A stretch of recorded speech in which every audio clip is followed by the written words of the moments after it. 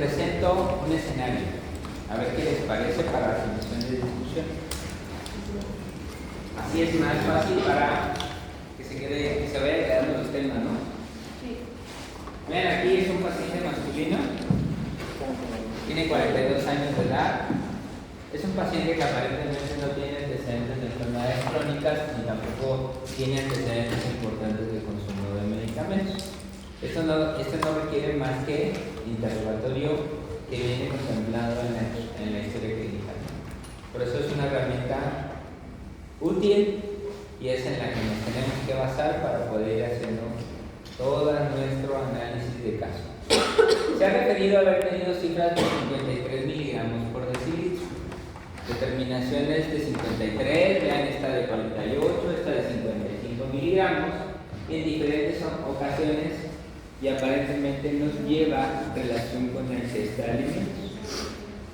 Entonces son hallazgos que obviamente llaman la atención, ¿verdad? 53, 48, 55. Vean cómo se presentan. Datos clínicos de nerviosismo, sudoración, sensación de mareo y debilidad. ¿Cómo ven estos datos clínicos? ¿Pueden tener relación con esto? Sí. ¿Por qué? ¿Qué manifestaciones clínicas nos pueden dar un fenómeno con estos valores de glucosa? De hipertiroidismo. ¿Hipertiroidismo? No. ¿Hipertiroidismo puede dar mareo? Sí, puede dar debilidad, nerviosismo y sudoración. Tengo la verdad es que son datos clínicos muy generales, ¿no? Pero ya cuando los empezamos a relacionar con algunos parámetros bioquímicos, pues obviamente toman más relevancia. Se realiza la glucosa capilar del paciente y tiene 42 miligramos en este momento. Si ahorita yo les quieren, fueran ustedes, si le tomo el valor que tiene 42, ¿qué sospecharían con este paciente? ¿Sí? ¿Cómo me confirmaría, cómo más se sospecharía que realmente se trata de un episodio de pulsión? Porque es un paciente diabético. ¿Y eso cómo se llama? Es una respuesta a un fenómeno que se describe como... ¿Tiene un nombre? ¿Sí leyeron impulsión, verdad? Sí, pero ¿leyeron de algo que se llama triada de Google?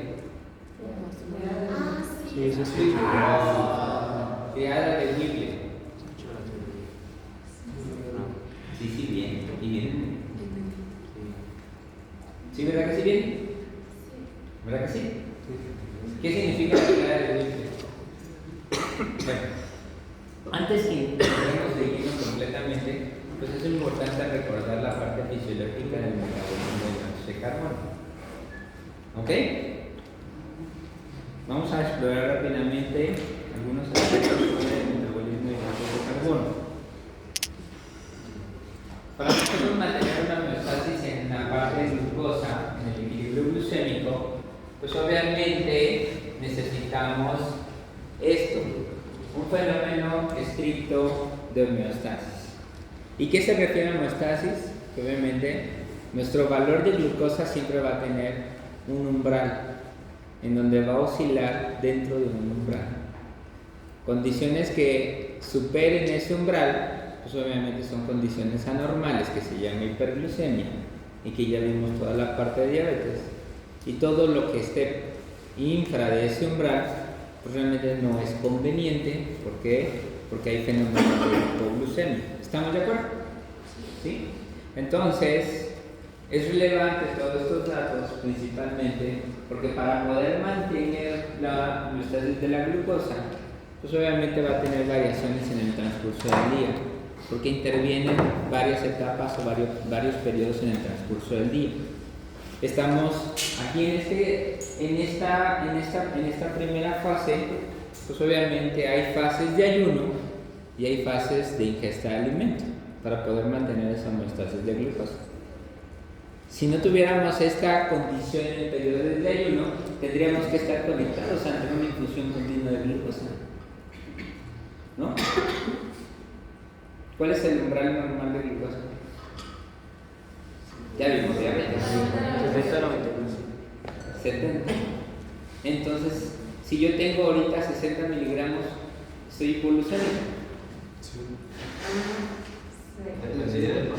Es muy importante ahorita resaltar que el fenómeno de hipoglucemia, para establecer un fenómeno de hipoglucemia, es muy distinto a aquel que tiene diabetes que aquel sujeto que no tiene diabetes y no consume ningún medicamento para una condición, un antidiabético oral o un antihiperglucemiante, porque los umbrales son completamente distintos.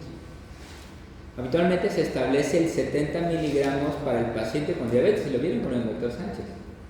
Y por debajo de 70 se establece el estado 1 o riesgo para una situación de hipoglucemia, el estado 2 y obviamente el estado 3 para la parte de hipoglucemia. ¿Eso lo vieron? ¿Cuál es el estado 1? Menos de 70. ¿Ok? ¿Cuál es el estado 2? De 54, que al final de cuentas esa es la verdadera hipoglucemia. Con menos de 70 es riesgo de hipoglucemia, que el paciente ya puede presentar manifestaciones clínicas sugerentes de hipoglucemia. ¿Qué es lo que pasa? Los pacientes con diabetes pues viven con hiperglucemia. En el momento que presentan un fenómeno de 70 pueden llegar a tener manifestaciones clínicas sugerentes de. ¿Qué es lo que sucede? Pues obviamente es un estado con riesgo de hipoglucemia franca o pasarse a un estado 2. ¿Por qué razón? Porque tiene medicamento. ¿Por qué tenemos que poner atención? Porque es un paciente que tiene actividad farmacológica, que la finalidad de la actividad farmacológica es hacerle reducciones de glucosa. ¿Ok? Por eso son esas condiciones de etapas o de fases en un paciente que vive con diabetes. Pero no es así. Este es un sujeto sano, bueno, que estaba aparentemente sano, que no tenía ningún otro antecedente, no consume ningún tipo de antidiabético oral, ningún medicamento que pudiera ocasionar un fenómeno de descenso de glucosa. Y entonces aquí tenemos que establecer entonces cuál es el límite normal de glucosa. Ustedes que no toman medicamento, ¿cuál es su límite normal de glucosa? De 55 a 99. Ustedes pueden tener 60 y no estrictamente están en hipoglucemia. Esa es una condición normal. Pueden tener 58 estando dormidos. No es necesariamente desencadenar un fenómeno sugerente de hipoglucemia. Aquí lo importante es en qué nivel sí se establece un fenómeno de hipoglucemia y se relaciona principalmente con las manifestaciones clínicas de descenso de glucosa. ¿Okay? Eso es muy importante, porque les puede llegar su familiar, revísame y tienen un valor de 68 miligramos por decilitro, ¿te tienes que estudiar? No, definitivamente ese paciente no necesita nada, está muy bien de 68. ¿Ok? Entonces es muy importante la hipoglucemia, diabetes o en un sujeto que no tiene diabetes o no se conoce con diabetes y que no tiene medicamento antidiabético. ¿Ok? Y entonces para las fases de la glucosa, yo les decía, son glucosas para todo tenemos que tener un umbral para todo el día. Y en el caso de las condiciones de ayuno, que puede ser un fenómeno un poco más de situación de atención, son los episodios entre un alimento y otro. ¿Ok? Esas son las fases de ayuno. Y que para poder mantener esta homeostasis de la glucosa, el cuerpo echa mano de todas estas condiciones clínicas. ¿Ok? ¿Qué pasa después de toda la noche que no consumieron nada de alimento? Nadie se despertó a las 2 o 3 de la mañana a comer, me imagino, ¿no? Pero durante todo ese periodo su valor de glucosa, ¿cómo? Lo tienen debajo del almohada, ¿no? ¿Cómo? Que hay uno, pero no en este salón. Ok. Entonces, ¿qué sucede? ¿Qué pasa al momento de que nosotros estamos en esa fase entre un alimento y otro?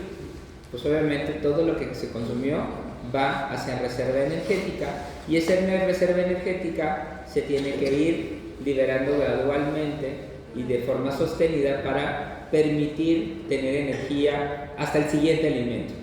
Obviamente cuando llega glucosa, pues se transforma en glucógeno. ¿Y qué es lo que va a pasar para mantener en un periodo de ayuno? La glucogenólisis. ¿Qué significa? Del glucógeno pasa a glucosa. Y eso es una fase bastante simple, una fase rápida, ¿no? Una fase rápida de almacenamiento. Sabemos bien que el almacenamiento del glucógeno no es eterno. ¿Cuánto dura el glucógeno hepático? Pregunta de fisiología. ¿Viene en el alto? ¿Cuánto se produce el glucógeno? ¿Ah? 8, como 6-8 horas. El glucógeno hepático no es eterno.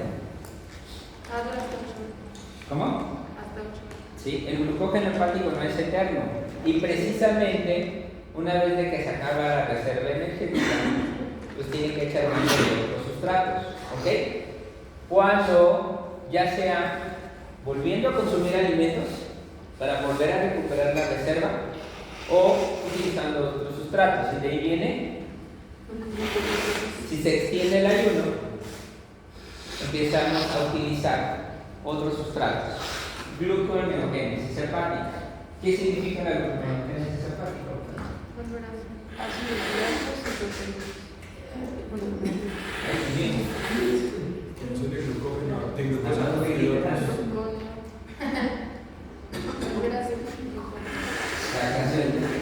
De glucógeno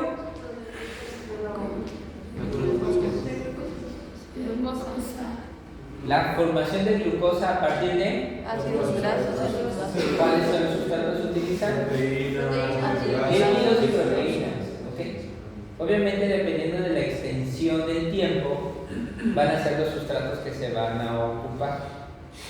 Primero que se gasta y después que otra cosa se gasta. Y todo esto, en estas condiciones de adaptación, intervienen múltiples hormonas,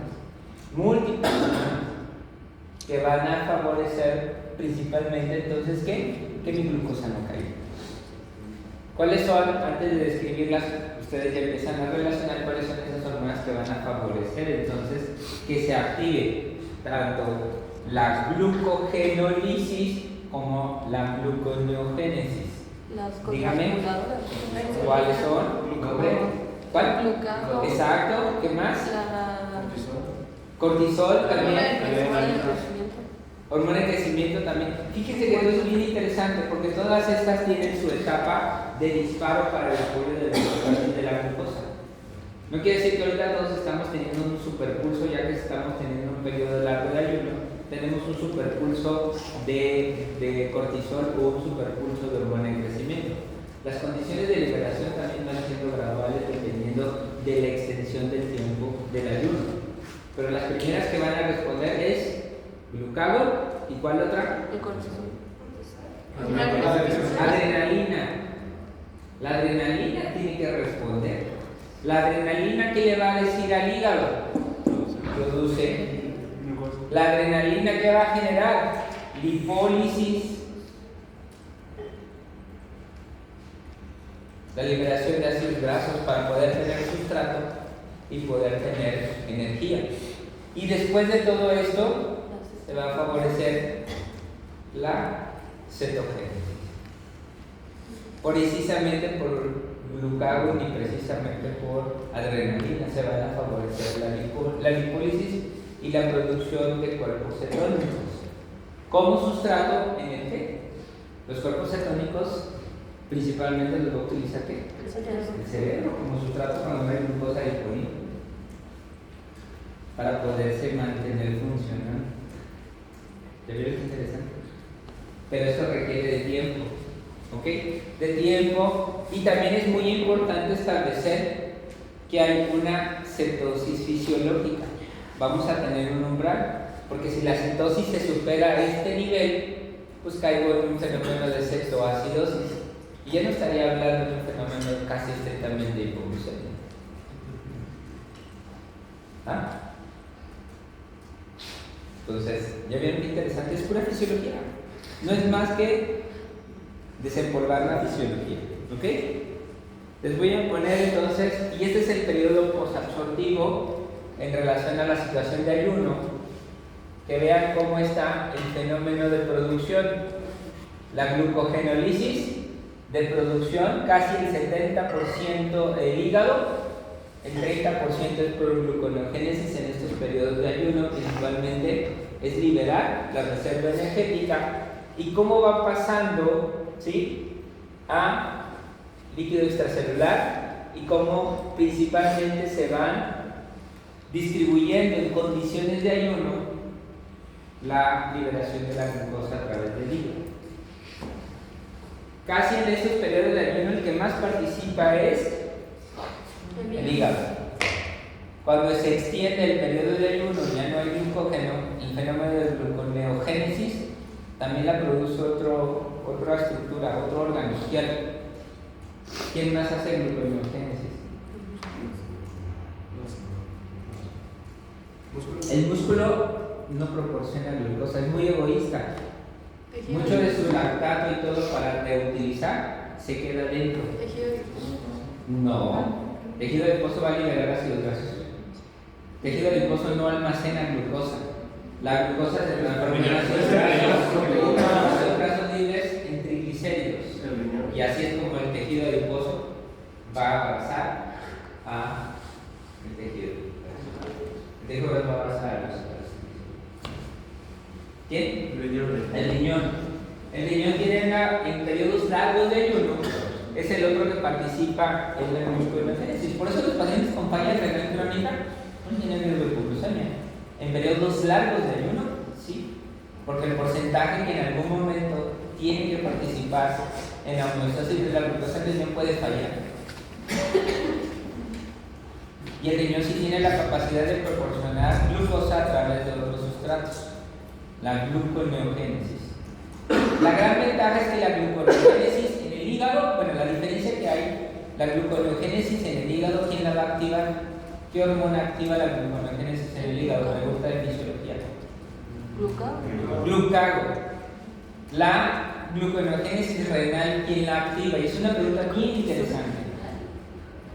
¿Quién la activa? La adrenalina. Perfectamente bien contestado.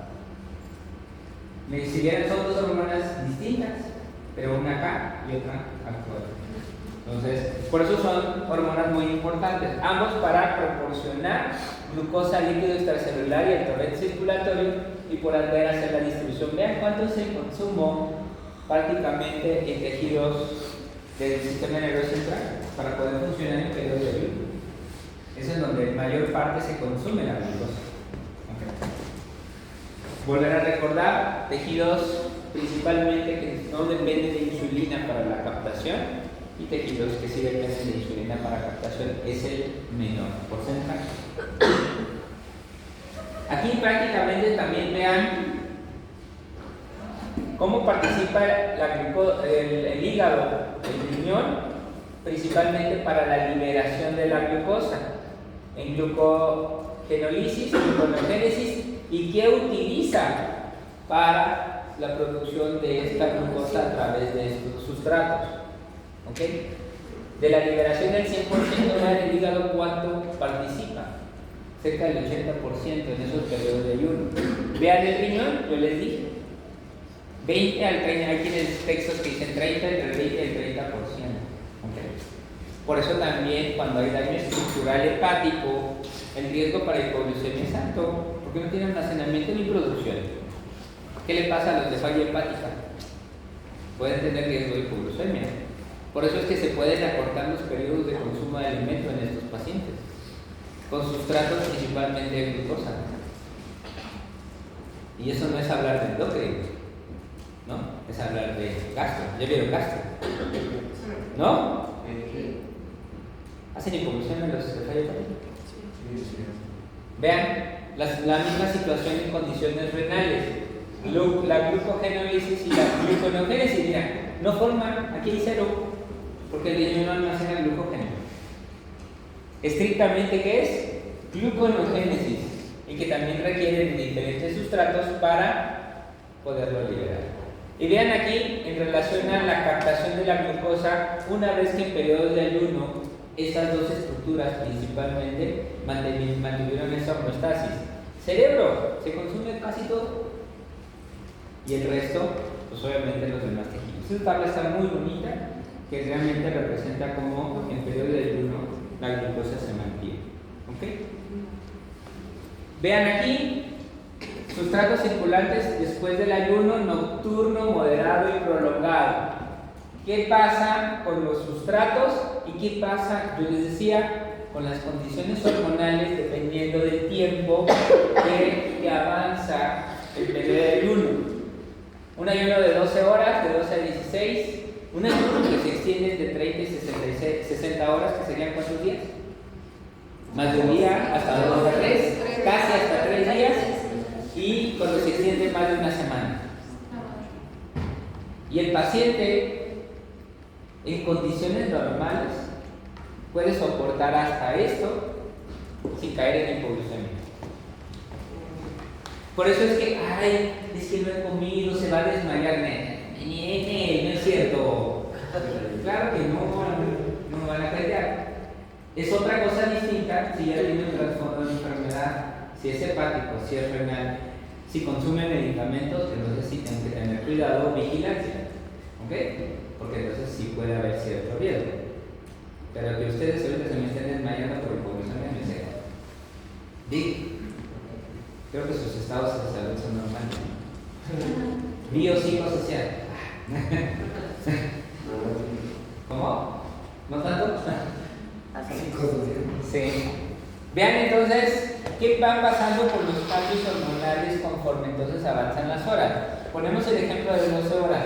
Vean las liberaciones de insulina.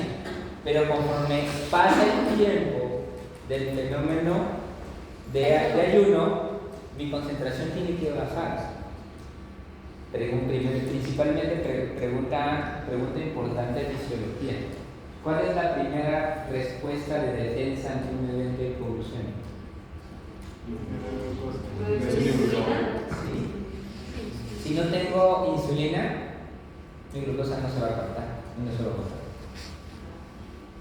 Muchos dicen, adrenalina o cortisol. No, completamente error. Las condiciones regulatorias de liberación de insulina son muy importantes, cosas que ya vimos, porque para poder liberar insulina, ¿qué necesito? Glucosa. Si mi glucosa baja, pues insulina no va a tener ese número de liberación. Y la respuesta es inmediata, porque el tiempo de duración de la insulina en la torrente circulatoria es ¿de cuánto? De 3 a 5 minutos.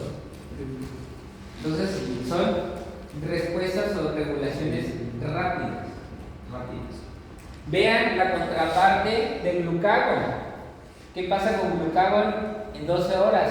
Pero ¿qué pasa con glucagón si se extiende? ¡Pum! Se dispara, pero llega a una meseta. Después, aquí está. ¿Cuál es el que sigue? No. Realmente el otro de importancia es la adrenalina. Y cuando se extiende, prácticamente se libera más cantidad de adrenalina. Después de todo esto, empiezan a actuar las otras. Cortisol y hormona de crecimiento como fenómenos de estrés. O cuando el fenómeno, estas dos principalmente, cuando el fenómeno de hipoglucemia es suficientemente fuerte. Para que yo pueda liberar cortisol, se tiene que tener un descenso hasta menos de 45 miligramos por decilitro de glucosa, al igual que el cortisol. Eso se considera un estímulo bioquímico suficientemente fuerte para liberación de contracortisoles. ¿Por qué? Porque o me recupero o caigo en coma. ¿Quién es el que va a consumir más glucosa? El cerebro. Sí. ¿Vieron qué pura fisiología es esto? A mí me pasa entonces. Ok. Vemos entonces, pues nada más recordar que muchas de las activaciones cuando se extienden, pues caen en cuando los niveles son bajos de hidratos de carbono. El hígado activa la producción de cuerpos cetónicos. ¿Con qué finalidad? Para producir energía. Tener cuerpos cetónicos también puede generar acetilcoenzima A, que sabemos bien ¿qué es la acetilcoenzima A?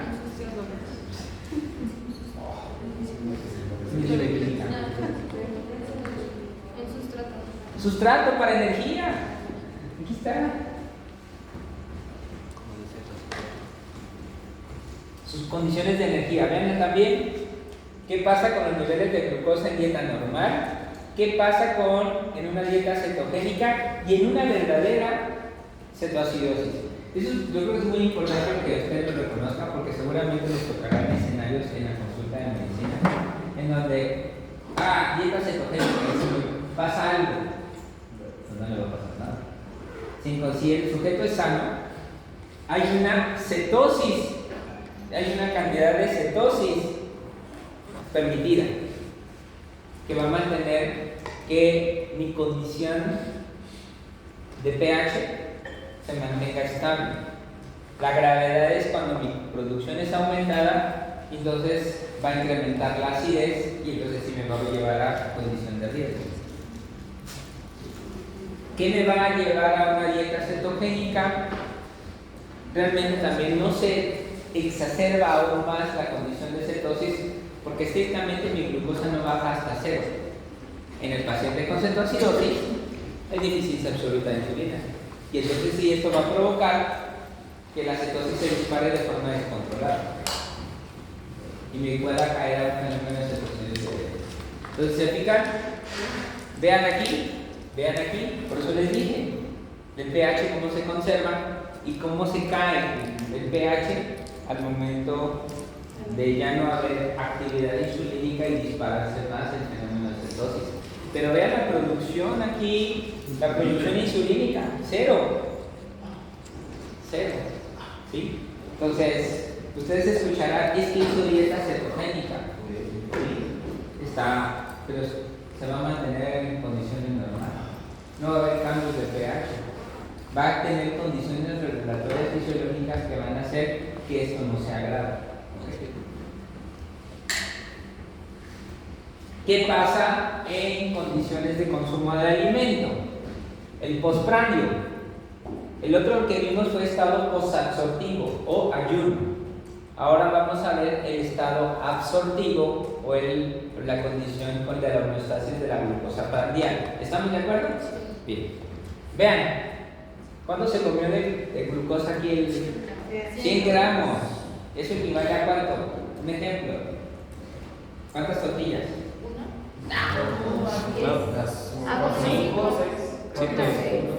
Una tortilla da alrededor de 15 gramos de hidratos de carbono. Más o menos. 7. Como 7 tortillas. Un tamal. ¿Quiere comer un tamal? Como un tamal. Un tamal en medio. Es una carga suficiente.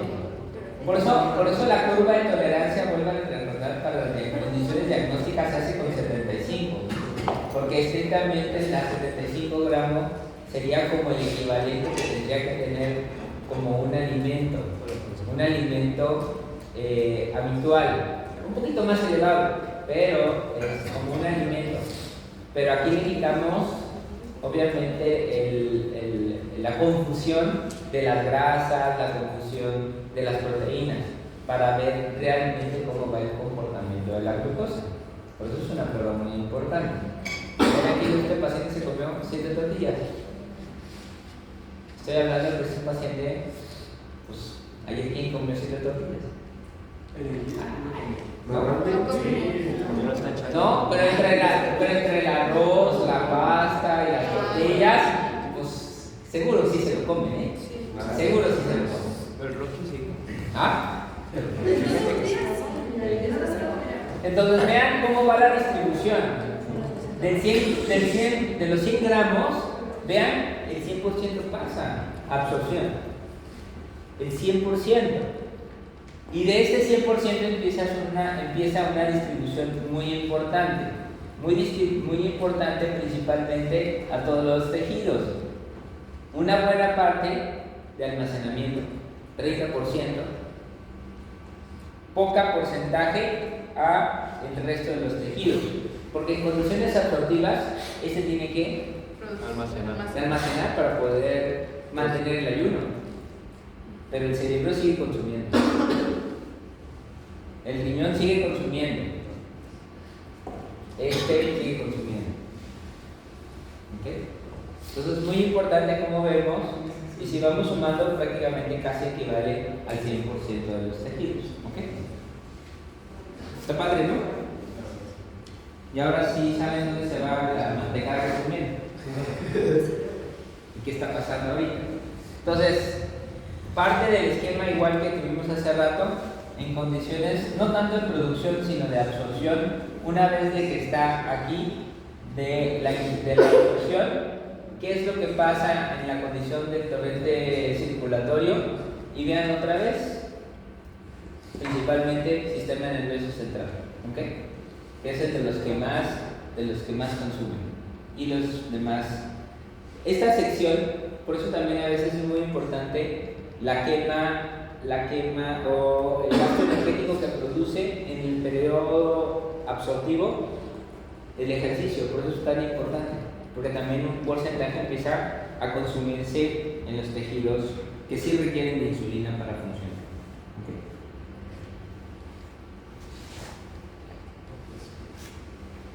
Vean, las grasas, proteínas y carbohidratos, la asimilación completa en de 4 a 5 horas. Y eso es muy importante. Todo lo que consumimos, 4 a 5 horas, ya tenemos prácticamente la absorción completa de todos los nutrientes. No es tan tarde.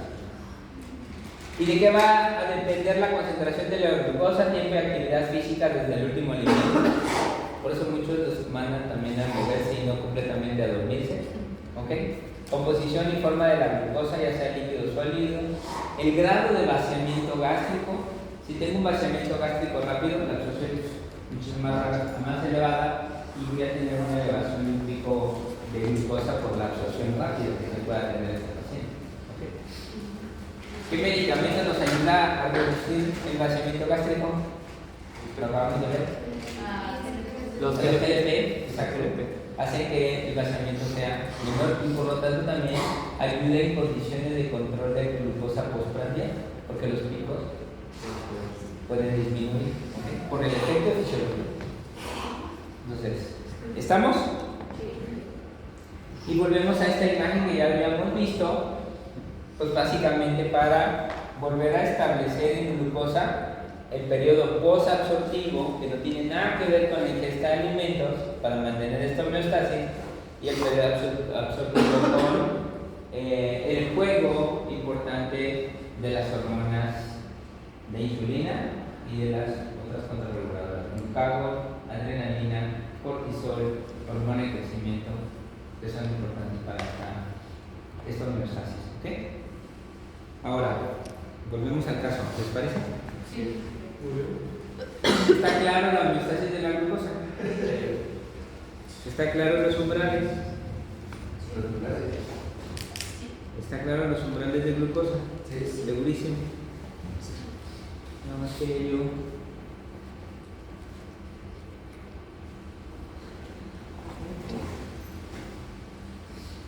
estaba buscando una gráfica.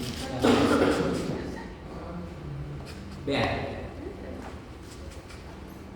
la respuesta fisiológica, esta gráfica es muy importante.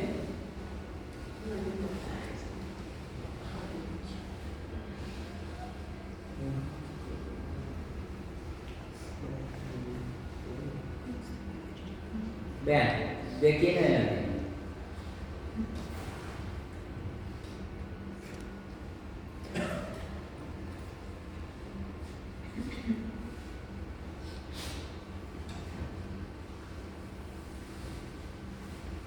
Aquí yo les comentaba cuáles son en hipoglucemia de hormonas carbohidratoras, cuáles actúan primero y cuáles actúan después.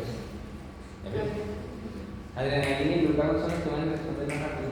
¿Okay? Pero antes que esto es bajar mi producción insulínica. ¿Okay? Antes que todo eso.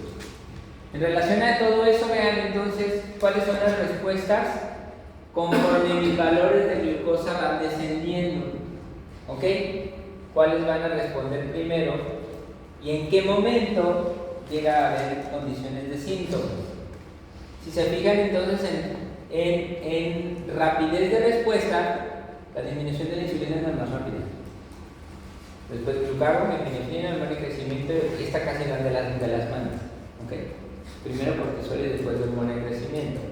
Pero vean, los síntomas empiezan a partir de un umbral completamente distinto. Y aquí está. Primer factor regulador, producción de insulina.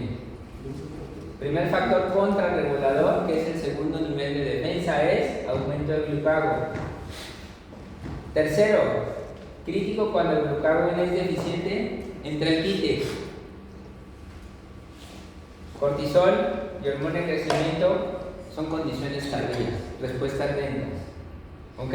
Vean, síntomas: defensa conductual, la ingesta de alimentos, la pérdida del conocimiento cuando tenemos valores que ya están por debajo de los 50 miligramos. Por eso las condiciones de los estados en glicemia se saben con diabetes. Menos de 70, seguramente tiene 68, seguramente no va a perder el conocimiento, pero ya tiene síntomas. Pero lo tengo que poner en la alerta, no lo puedo dejar, porque como me quito el fármaco que ya le administré. Y entonces el riesgo para que seguir teniendo descenso es alto. ¿Cómo le saco la gliclacida que ya se tomó? ¿Cómo le saco las unidades de insulina que ya se aplicó? ¿Estamos de acuerdo? Vean entonces también en esa situación de escala cómo las condiciones de descenso de glucosa van siendo graduales, y conforme las condiciones van siendo graduales van apareciendo las respuestas protectoras, y a partir de 54 es cuando se establece la hipoglucemia real o franca. Por eso es un valor muy importante. Esto ya está prácticamente estudiado. Aquí tenemos las referencias, si ustedes la quieren leer. Aquí está.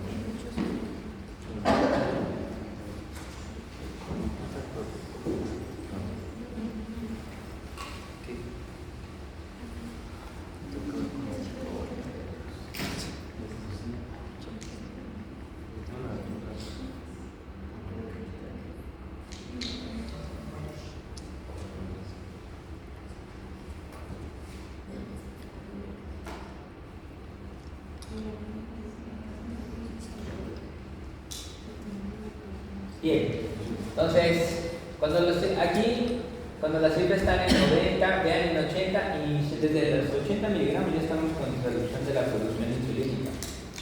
68, liberación de glucagón y adrenalina para evitar que siga, o 70 miligramos.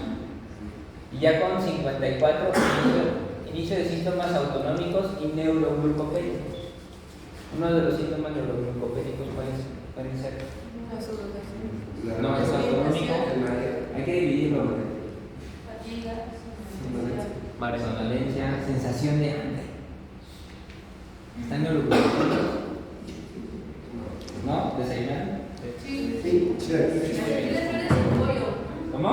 Chilaquiles verdes con pollo. Son como 500 calorías. Creo que más.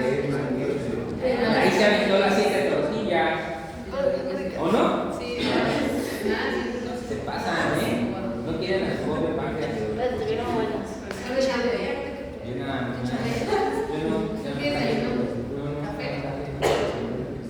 Estoy con dieta cetogénica. Si es buena hacer, ¿Qué? Doc, si es bueno hacer dietas cetogénicos mes. ¿Sí? Si no, porque le estaría haciendo. Bueno, las condiciones de planes de alimentación van siendo diferentes porque existe adaptación y posterior a esto ya no vas a tener más pérdida. Por eso las estrategias de cambio de planes son muy importantes.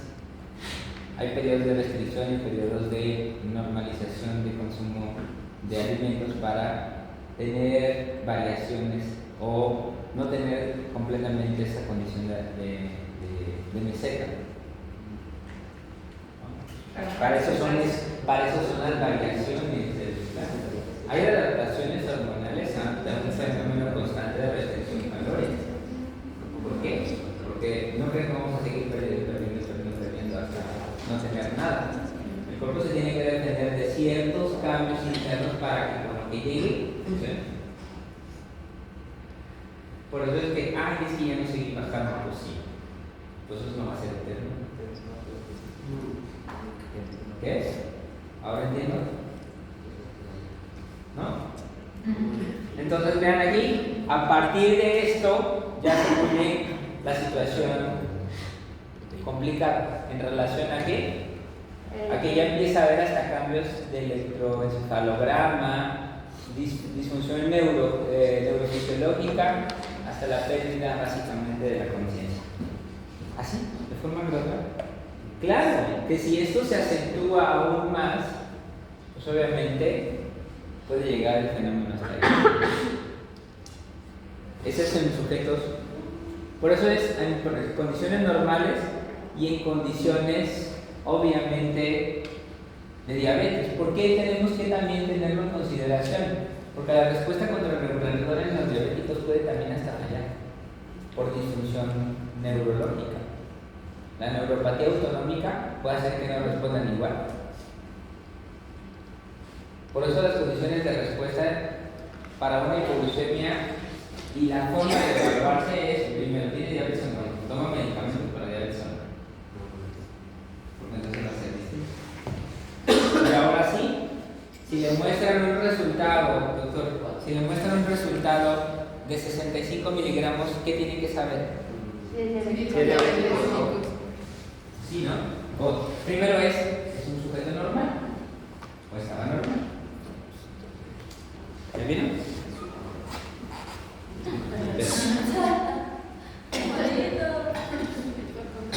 Esa imagen la bajé, por eso me gustó.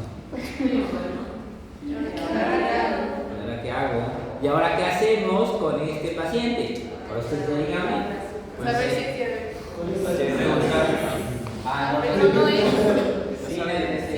Sí, consumo de medicamentos. No sabemos. De 55. Estaba bajo de 50, así que. Tiene uno de 53, pero tiene uno de 55. Pero uno de 48 y uno de 42. Ojalá. Y aparte ahora es 40. Porque eso puede tener unas implicaciones legales muy importantes. Una paciente que está con sugerente de hipoglucemia, no lo pueden dejar. Un paciente no lo pueden dejar. Es un paciente que estrictamente necesita evaluarse. Y lo primero que tengo que hacer ¿qué es? Confirmar si realmente tiene una condición clínica de hipoglucemia. ¿Por qué? Porque fue glucosa capilar. Porque es capilar. La capilar no se diagnostica. Puede haber errores en el glucómetro. ¿Qué pasa si hay errores en el glucómetro? Utiliza tiras caducadas. Se le cayó y se descalibró. ¿O me está inventando? ¿No? ¿Eso puede suceder? Entonces confirmar la hipoglucemia. Exacto. Primero tenemos, esto es nuestra definición clínica, es la disminución de la concentración de la glucosa plasmática lo suficientemente baja para causar signos y síntomas, incluyendo alteraciones cerebrales. ¿Ok? El umbral de glucosa para presentar síntomas también es dinámico. Aunque los dos podamos tener 30 miligramos de glucosa, a lo mejor yo puedo ya estar convulsionando y ella no. Porque eso las condiciones clínicas no las hacen nivel. ¿Ok? Son muy variables. La clínica sí va a variar, no, aunque el nivel sea el mismo. Pero si yo estoy convulsionando con 30 y ella no, pues obviamente la condición de gravedad ya cambia. ¿No? Ella está despierta con 30, ¿cómo la puedo recuperar? Si estoy convulsionando con 30, no me puede dar manera. ¿Cómo? Pues ahí tendríamos que ver las maneras de recuperar básicamente el nivel de alerta primero. ¿Ya vieron? Y principalmente jóvenes, es muy importante porque eso sucede mucho en el hospital. Ay, tiene convulsión, ponle la solución glucosada. Espérame que si está consciente, dale de comer. Así de fácil. Claro, si tiene restricción de grasa, entonces si no le des y se lo pones intravenoso, sería la única indicación de recuperar una hipoglucemia en un estado de alerta, aunque tenga hipoglucemia, pero tiene estado de alerta, puede deglutir, no está contraindicada la vía oral antes de que ponerse local. ¿Es normal? No. Desafortunadamente siempre estamos en el error de tiene hipoglucemia, ponle glucosa y el paciente está despierto. Fíjate. Le damos palitas. Si quieres dar Glucosa.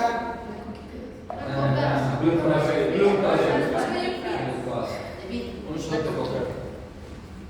Le diluyen azúcar en agua y se lo dan a tomar. ¿Azúcar en agua? Sí.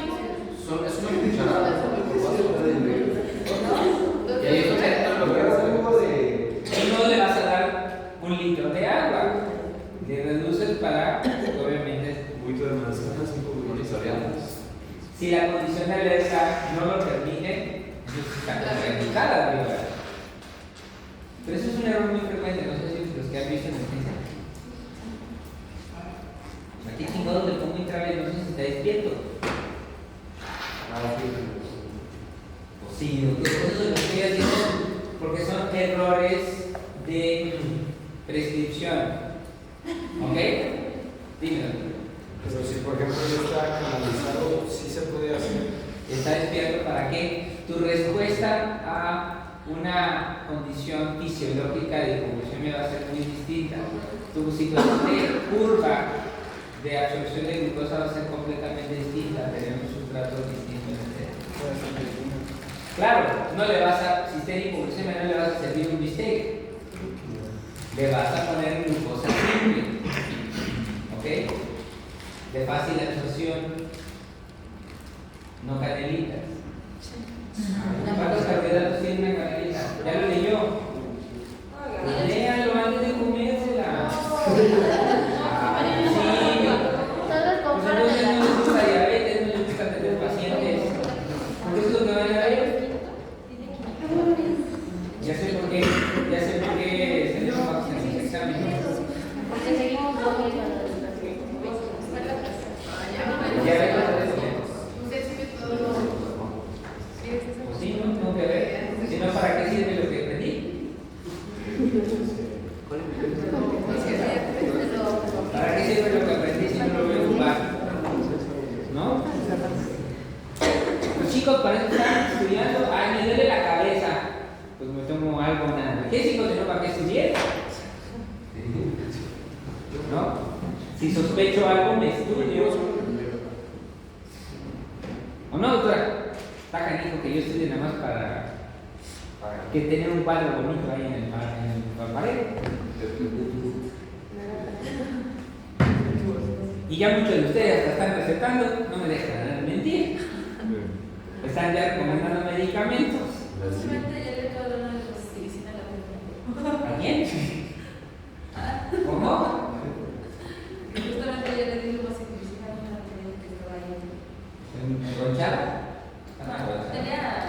Es corrimiento nasal. ¿Ya vieron? ¿La vieron? Es una bola de cristal. Lo estoy vigilando todo el tiempo. Ok, una glucosa plasmática, eso es muy importante. Estoy hablando plasmática, inclusive capilar. Una glucosa plasmática por sí sola no puede definirse como hipoglucemia, porque puede haber errores de medición. puede ser una condición de artefacto. Puede haber hasta errores en la propia toma de la muestra. Pero no debe. ¿Cómo? No, estaba leyendo que no debe ignorarse. Pero no debe ignorarse, exacto. Yo les dije, porque es una condición clínica importante. Si no le hago caso y se cae, se desmaya y me pasa un coche encima, ignoren. Ciertamente estos pacientes, ¿qué es lo que necesitamos hacer? Estudiarlos a fuerza. ¿Lo intentamos? Es correcto, a veces se quiere hacer eso. Entonces, va a haber signos y síntomas no específicos, y lo primero, porque esto lo podemos principalmente hacer en situaciones ambulatorias, porque eso es lo que yo les decía con respecto a la triada de Whipple. Y este paciente me sugiere una triada de Whipple, ¿o no? Sí. Que mejora el consumo de líquidos azucarados. ¿Ok?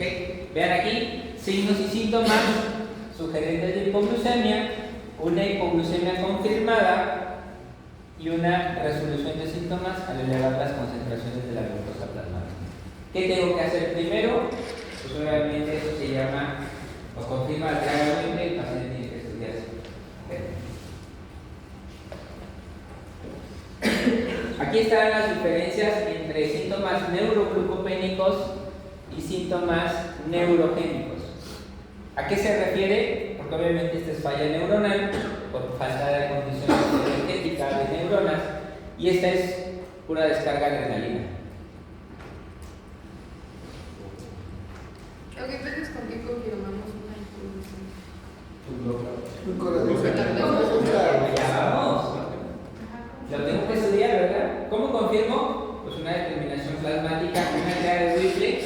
Eso me hace sospechar que entonces sí está teniendo un fenómeno de hipoglucemia. Y ahorita nos vamos a las pruebas confirmatorias. ¿Qué es lo que tengo que hacer? ¿Vale? Interesante. Vean, cambios de comportamiento, confusión, fatiga, alteraciones visuales, convulsiones, pérdida de conciencia y hasta muerte por falla neuronal. En relación a descarga adrenérgica, palpitaciones, temblor y ansiedad. Esto puede pensarse hasta hipertiroidismo, ¿no? Sudoración, hambre, parestesias. Son condiciones ya simpáticas y parasimpáticas. Entonces vean que las clínicas son muy distintas. Estas a veces pueden anteceder primero a los neuroglucopénicos.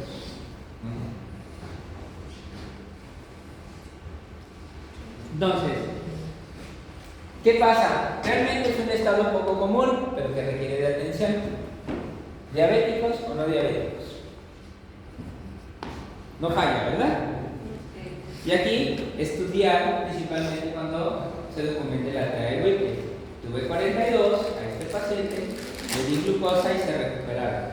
Los síntomas en un fenómeno de hipoglucemia no se recuperan inmediatamente, porque las condiciones clínicas adrenérgicas no se van a solucionar, sino tienen un periodo de resolución para una situación adrenérgica. Pero la recuperación de la glucosa no va más allá de 15 minutos. Ustedes vieron que la resolución en el paciente diabético, ¿qué les dijo el doctor Sánchez cuando empezó una hipoglucemia en el diabético? ¿Cómo la recupera? ¿O no lo vieron? ¿Para qué lo recuperaron? Cortisol.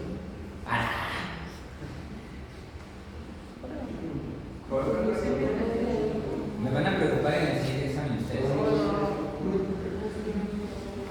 Yo les dije que el endógeno era el terror del semestre. Pero es que esos que van a ver afuera, no van a ver tantos apéndices. Pues que creo que vive un poquito de hipoglucemia. ¿Cómo? En una hipoglucemia. ¿Qué hacen entre una hipoglucemia con un nivel de alerta adecuado? Exacto. ¿15 qué? ¿No les dijo algo de regla 15?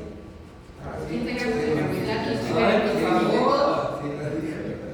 15 gramos, 15 minutos. La regla de los 15. ¿Ok? Y obviamente tenemos que estudiarla cuando se documente este fenómeno. Vamos al siguiente esquema.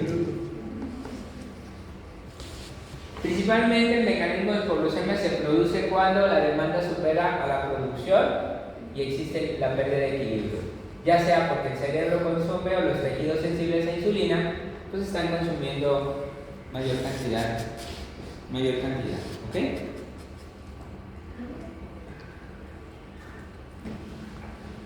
Vean aquí, signos y evento poco común, signos bioquímicos que pueden indicar que ha ocurrido una pérdida del balance de la glucosa, puede ser por aumento de la utilización, un maratón, un ejercicio intenso, o bien por producción interna endógena de insulina, disminución de producción de contrarreguladoras, o falla de algún órgano que almacena, ¿ok?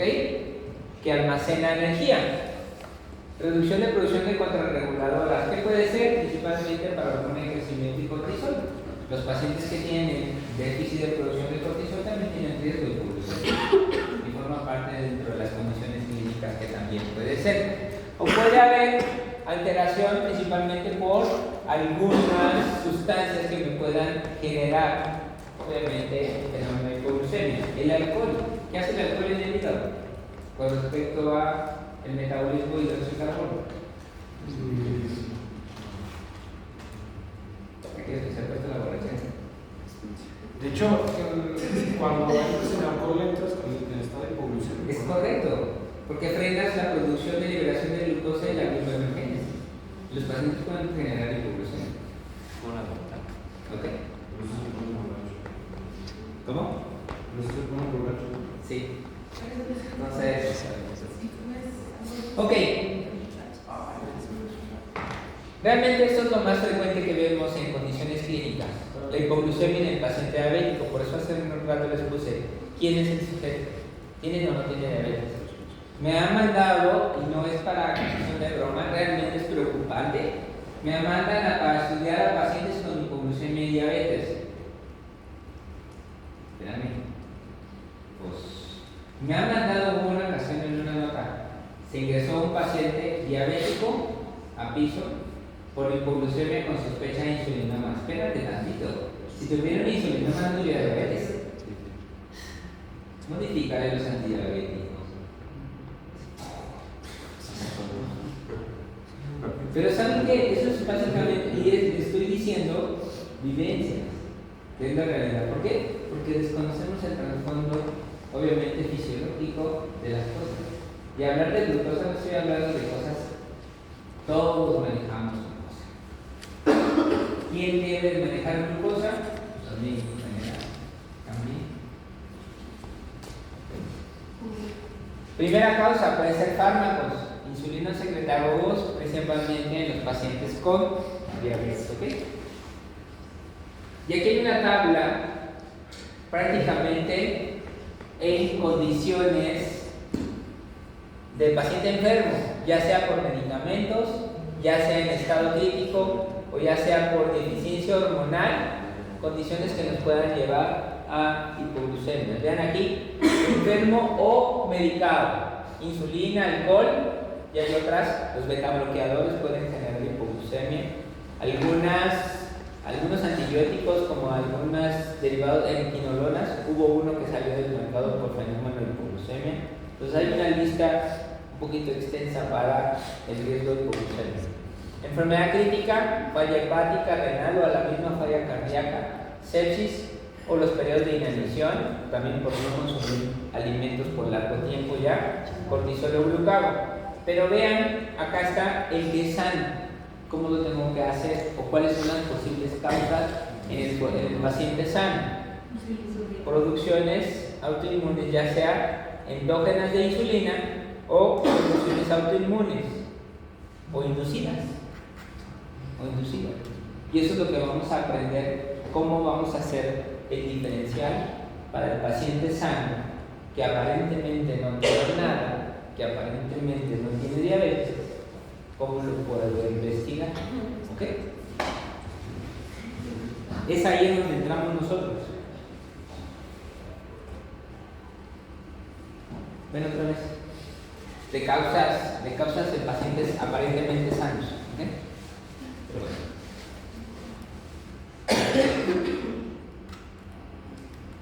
Aquí está la lista de los medicamentos que les decía que puede haber posibilidades de generar hipoglucemia. Indometacina, quininas, litio, vean acá otras, con bajo riesgo para hipoglucemia, levofloxacina,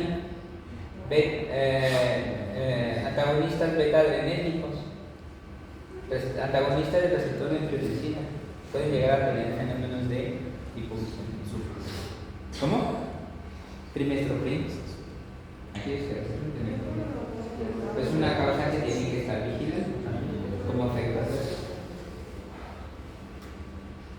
Ok, ¿a quiénes debo de estudiar? No diabéticos con TREA de Whipple. Si no se documenta la TREA de Whipple, habitualmente la evaluación es innecesaria, genera costos, realmente sin beneficio. Que realmente nosotros tenemos que vigilar ese comportamiento de TREA de Whipple.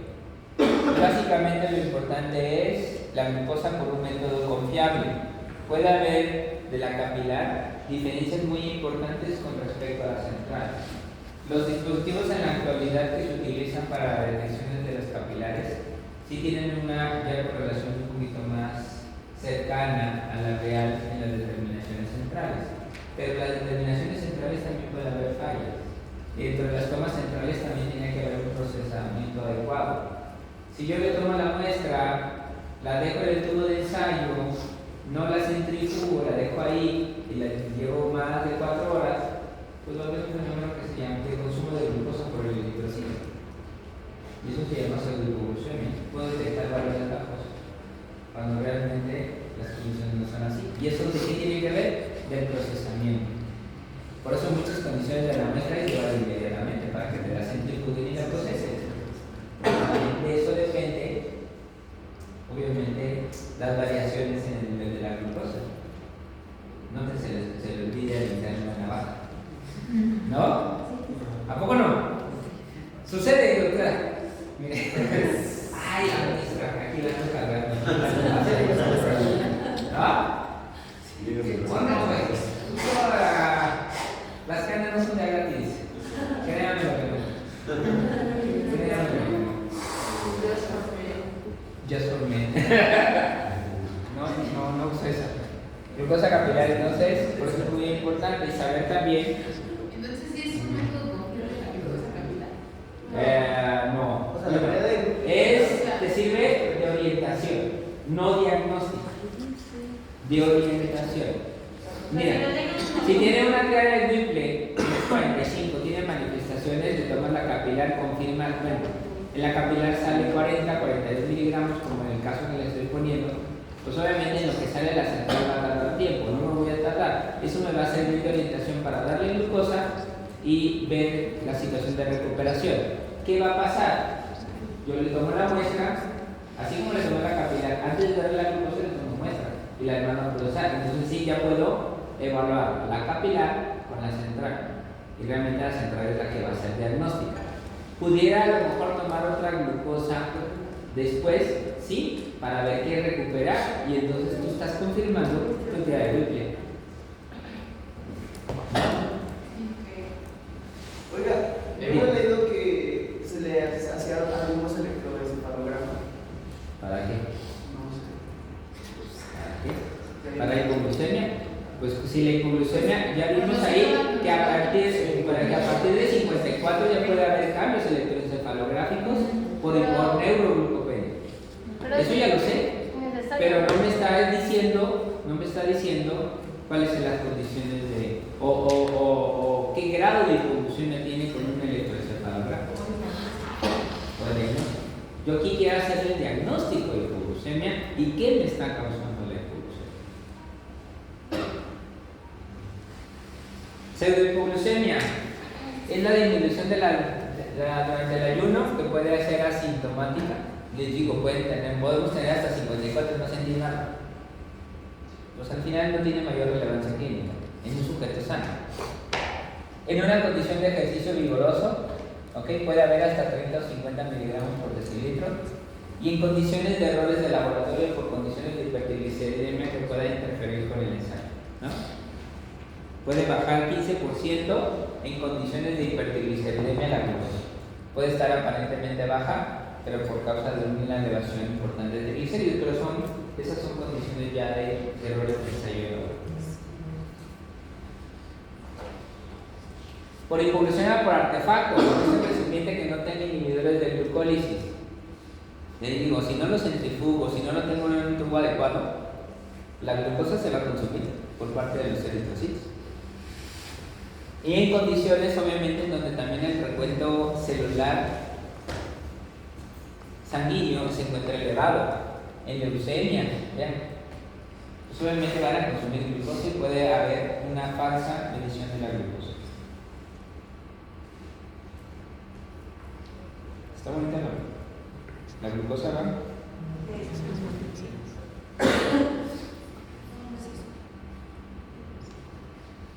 O bien, cuando estuvieron paseando ese tubo de ensayo con la muestra, por todo y se inició. Oye, Laura se ríe, porque lo ha visto, ¿verdad? Alguien ya lo ¿Ah? yo creo. O porque la toma fue inadecuada y al momento de traspasarla, pues rompemos todo. También eso puede interferir en la medición de la glucosa. Por eso el muestreo venoso es la toma estándar. Ok, glucosa probablemente arteriovenosa, realmente no hay muchos cambios, pero es más fácil tomar esta que esta. Ok, y puede ser también en cualquier sitio venoso, realmente. Vean entonces, esa es básicamente la clasificación tradicional entre diabéticos, no diabéticos, postprandial o postabsortivo, la que estábamos viendo en relación a en qué momento se está sucediendo la hipoglosía, porque también esto nos va a orientar así cómo tenemos que hacer la evaluación del paciente. Pregunta, ¿qué le pasó a su mano? ¿Qué le pasó a su mano? ¿Es que la tenías así? ¿Qué? ¿Se quedó así en una sola posición? ¿Recostado? No. Ok. Ahorita vemos cómo estudiamos, ya se me están durmiendo. Levántense. Ok. Si no, ¿qué va a pasar? Un break. Un mini break.